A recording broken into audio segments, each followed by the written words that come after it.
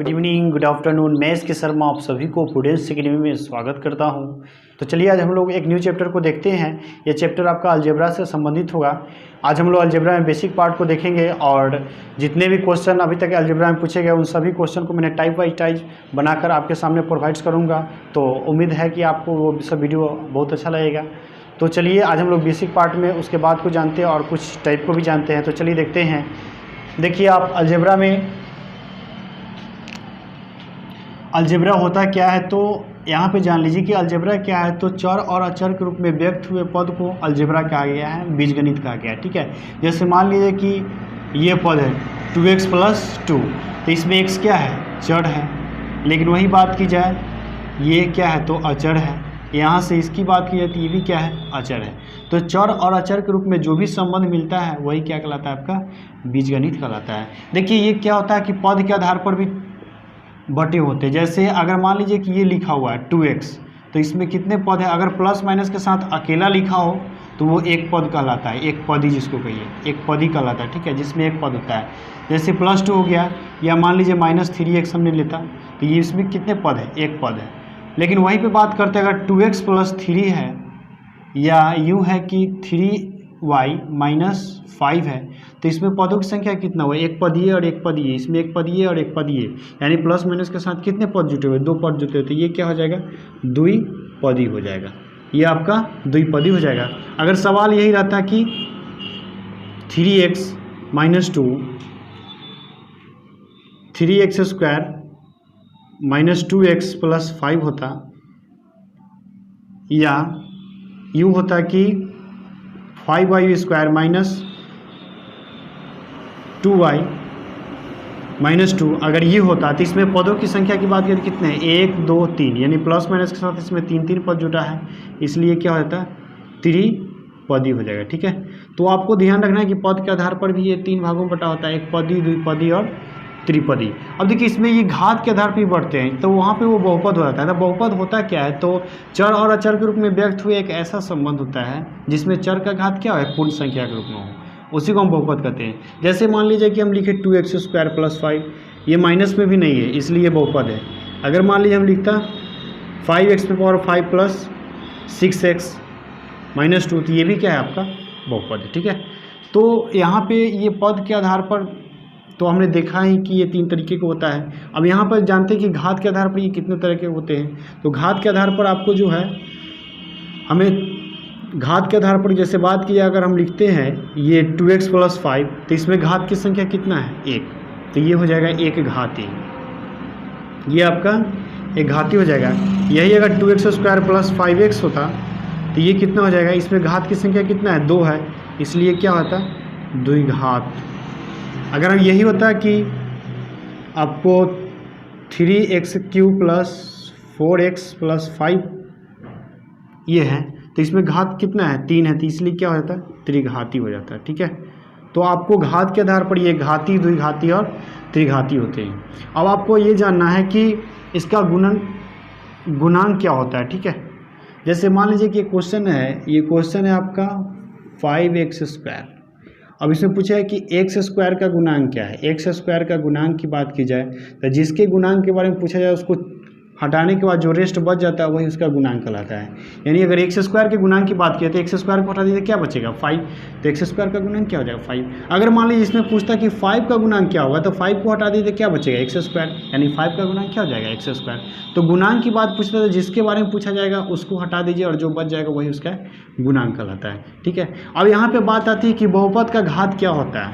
तो घात क्या होता है, तो किसी बहुपद में जिसका मैक्सिमम घात होगा वही बहुपद का घात कहलाएगा। जैसे मान लीजिए कि हम यहाँ पर इस बहुपद को ले लेते हैं, चाहे इसी बहुपद को ले लिया, तो इसमें मैक्सिमम घात कितना है, 3 है, इसका घात 1, इसका घात 3, इसका घात 0, तो इसमें मैक्सिमम घात कितना है, 3 है, इसलिए क्या कहलाएगा, इसमें घात की संख्या क्या हो जाएगा, 3, यानी बहुपद का घात की बात करें तो 3 होगा। अगर इसकी बात करते हैं तो इसमें मैक्सिमम घात कितना है, 2 है, इसलिए इसमें मैक्सिमम घात की बात की जाए, यानी कि इस बहुपद के घात की बात की जाए तो कितना होगा 2। तो यहाँ पे घात के आधार पर तो हमने बताया कि 3 तरह का होता ही है, पद के आधार पर भी बताया था कि 3 तरह का होता है। लेकिन अगर आपसे ये भी पूछा जाता है कि किसी बहुपद का घात कितना होगा, तो उसमें जो इसका मैक्सिमम घात होगा वही उसका क्या कहलाएगा, बहुपद का घात कहलाएगा। गुणांक के बारे में आपने देखा कि गुणांक क्या होता है, तो जिसके बारे में पूछा जाए उसको छोड़कर जो भी रेस्ट बच जाएगा उसका क्या कहलाता है, गुणांक कहलाता है। ठीक है, तो चलिए हम लोग ज़्यादा बेसिक बात को नहीं जानते हैं, एक टाइप को देखते हैं, इस टाइप पे क्या क्या सवाल पूछे गए हैं। ठीक है, इस टाइप से ऐसे अनेक सवाल पूछे गए हैं और आने वाले समय में भी पूछे जाएंगे। तो चलिए देखते हैं, वो टाइप मैंने एक ट्रिक्स के रूप में बनाया है, तो उम्मीद करता हूँ कि वो टाइप आपको अच्छा लगेगा। तो चलिए देखते हैं कि वो टाइप क्या है। जैसे सवाल आपको इस रूप में रहता है कि अगर सवाल दिया हो आपको x + 1/x = a, इस पे सवाल आपको ज़्यादा पूछा जाएगा। x + 1/x = क्या दिया है, a दिया है। तो अगर आपसे ये निकालने के लिए कहा जाए दूसरा कि x² + 1/x² का वैल्यू क्या होगा, तो ये तो आप फार्मूला के रूप में ही याद कर लिए कि इसका वैल्यू होता है a² - 2, यानी यहाँ पे जो मान होता है उसका स्क्वायर - 2। अगर तीसरा निकालने की बात की जाती है, यानी कि आपको x³ + 1/x³ निकालने की बात की जाती है, तो ये भी आप फार्मूला से ही आसानी से याद कर सकते हैं, a³ - 3a। यहाँ तक आपको याद करने में कोई दिक्कत नहीं होगा। लेकिन वहीं पे अगर बात की जाए आपको ये निकालना हो चौथा, जैसे x⁴ + 1/x⁴ अगर आपको निकालना होगा तो इसमें थोड़ा सा परेशानी बढ़ जाती है। तो इसे हम कैसे निकालेंगे इसके बारे में सीखेंगे। तो आपको करना क्या है कि दूसरा का जो भी मान आएगा उसके स्क्वायर करके 2 घटा देंगे। ये दूसरा का जो भी मान आएगा उसको हम क्या करेंगे, स्क्वायर करके 2 घटा देंगे। अगर आपको पाँचवा निकालना होगा, यानी x⁵ + 1/x⁵ अगर फाइंड आउट करना होगा, तो इसे कैसे निकालेंगे, तो इसे आप निकालिएगा कि तीसरा गुने दूसरा माइनस पहला। तीसरा को हम दूसरा से गुना करेंगे और उसमें से क्या करेंगे, पहला को घटा लेंगे। अगर आपको ये निकालना हो छठा, जैसे x�6 + 1/x⁶ अगर आपको निकालना हो तो इसे आप कैसे निकालिएगा, तो इसे आप निकालिएगा वो हो जाएगा आपका चौथा गुने क्या करेंगे, दूसरा। चौथा गुने दूसरा माइनस दूसरा, यानी चौथा को हम 2 से गुना करेंगे, यानी चौथा के मान को दूसरे के मान से गुना करेंगे और फिर से दूसरे के मान को घटा लेंगे। जो आएगा वही आपको x�6 + 1/x⁶ का वैल्यू होगा। चलिए जैसे हम देखते हैं इसे कैसे हम सॉल्व करेंगे आसानी से इस ट्रिक्स के माध्यम से। जैसे मान लीजिए कि आपको सवाल ये दे रखा है कि x + 1/x = आपको 3 दे रखा है और आपसे यही पूछा जाता है कि x�6+ 1/x⁶ का वैल्यू क्या होगा, x�6+ 1/x⁶ का वैल्यू क्या होगा। अब आप यहाँ से ध्यान दीजिए कि आपको x�6 + 1/x⁶ निकालना है, तो करना क्या होगा कि चौथा और दूसरा गुना करना होगा, फिर से दूसरा को घटाना होगा। तो भैया इसके लिए चौथा का मान चाहिए और दूसरा का मान चाहिए। अगर इसका फार्मूला यूज करेंगे तो और लेंदी हो जाएगा, तो इसके लिए हम क्या करेंगे, फट से दूसरा और चौथा का मान निकालेंगे बहुत ही आसानी से। जैसे दूसरा का मान यानी x² + 1/x² निकालिएगा, तो ये क्या होता है, इसका वैल्यू यानी a² - 2, इसका वैल्यू a² - 2 यानी कि 9 - 2, ये आपका 7 आ जाएगा। यहाँ पे अगर हमको चौथा निकालना है, यानी x⁴ + 1/x⁴ निकालना होगा, तो ये कैसे निकालें, तो ये जो वैल्यू आता है इसका स्क्वायर - 2, तो यहाँ से ये हो जाएगा 49 - 2 यानी क्या हो जाएगा 47। तो हमने क्या किया कि आसानी से दूसरा का वैल्यू निकाल लिया, चौथा का वैल्यू निकाल लिया। अब आपसे जो पूछा जा रहा है यही पूछा जा रहा है कि x�6+ 1/x⁶ क्या होगा। तो आप क्या कीजिए, 47 गुने 2 कीजिए, 47 गुने दूसरा का वैल्यू यानी कि 7 कीजिए और उसमें से क्या कीजिए, फिर से आप 7 घटा लीजिए। ये हो जाएगा आपका 49, ये हो जाएगा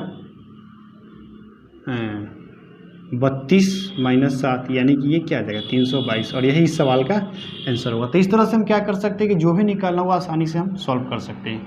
चलिए अगर मान लीजिए कि आपको सवाल ये दे रखा है, सवाल तो यही दे रखा है, आपसे पूछा जाए कि x⁵ अपने 4 को तो देखा निकालना, x⁵ + 1/x⁵ अगर आपको निकालना हो कि x⁵ + 1/x⁵ क्या होगा, तो आप इसे कैसे निकालिएगा। तो आपको हमने बताया था कि क्या करना है, आपको तीसरा के मान को दूसरा के मान से गुना करना है और पहला को घटा लेना है। तो पहला तो आपको पता है 3, ठीक है, सिर्फ आपको निकालना क्या पड़ेगा, दूसरा। तो दूसरा आपने निकाल चुका है, यहाँ पे आपको तीसरा निकालना होता है। तीसरा आप निकालिए तो तीसरा क्या, यानी कि एक्स क्यू प्लस 1/x3। ये आपको फार्मूला बताया है कि ए का क्यू माइनस 3 है, तो इसका वैल्यू क्या है 3, तो 3 का क्यू माइनस 3 गुने 3, यानी कि ये 27 आ जाएगा माइनस 9, ये कितना आ जाएगा 18। तो आपको ए क्यू प्लस 1/a³ का वैल्यू पता चल गया। आपसे निकालने के लिए ही कहा जा रहा है कि x⁵ प्लस 1/x⁵ का वैल्यू क्या होगा। तो आप क्या कीजिए, तीसरा के मान को दूसरा से गुना कीजिए, तो तीसरा का मान 18 है, दूसरा का मान कितना है तो 7 है, तीसरा के मान को दूसरा से गुना कीजिए और क्या कीजिए आप पहला को घटा लीजिए, तो पहला का मान कितना है 3 है, तो 3 को घटा लीजिए, तो ये हो जाएगा आपका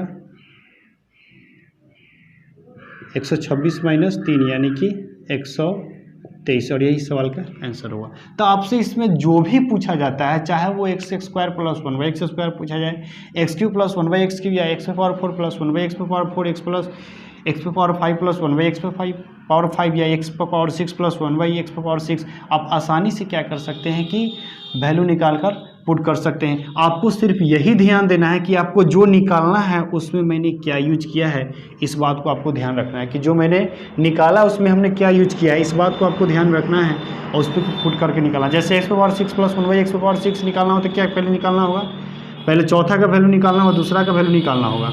अगर x⁵ प्लस 1/x⁵ निकालना हो तो क्या करना होगा, तो पहले तीसरा का वैल्यू निकालेंगे फिर दूसरा का, पहला का तो दिया रहेगा। अगर चौथा निकालना हो तो क्या करेंगे, बस सिर्फ दूसरा का वैल्यू निकाल लेंगे, उसका स्क्वायर करके 2 घटा लेंगे। तीसरा निकालना हो तो क्या करेंगे, फार्मूला के रूप में आपको हमने बता दिया कि फार्मूला से ही आसान पड़ेगा, तो आपको a³ माइनस 3 है, दूसरा का वैल्यू ये भी फार्मूला से ही आसान पड़ेगा, a² माइनस 2 करने। तो इस तरह से हम क्या कर सकते हैं, आसानी से जो भी पूछा जाएगा आप निकाल सकते हैं। तो उम्मीद करता हूँ कि ये बात आप लोगों को अच्छी तरह से समझ में आ गया। अगर वीडियो अच्छा लगे तो मेरे चैनल को सब्सक्राइब जरूर कीजिएगा, लाइक कीजिएगा और शेयर कीजिएगा। मिलते हैं नेक्स्ट वीडियो में। Thank you.